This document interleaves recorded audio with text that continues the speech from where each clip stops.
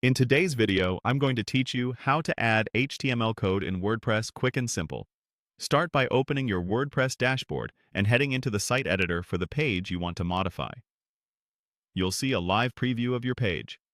Click directly on the section where you want your HTML to appear. If the page uses nested blocks, don't worry. Just click until the toolbar appears for the exact block you want to edit. You're looking for the block options that let you change how the content is edited. Next, open the Block's Options menu and switch the editing mode from rich text to a code-friendly mode. Choose Plain Text first, which removes extra formatting that can interfere with code, and then switch to HTML. This gives you a clean environment for adding code without WordPress trying to auto-format it like regular text. Click into the editor area and place your cursor where the code should go. Paste or type your HTML snippet carefully. Watch out for curly quotation marks that sometimes appear when copying from documents. Replace them with straight quotes.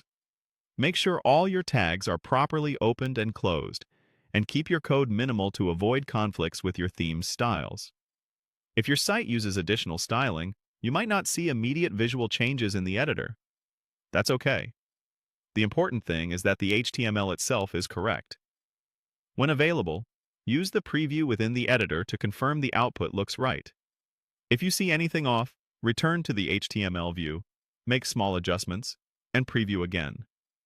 A quick tip here: avoid script tags or disallowed embeds if you're on a hosting plan or security setting that strips them out. Stick to safe, structural HTML like divs, headings, paragraphs, images with proper alt text, and links with clear titles.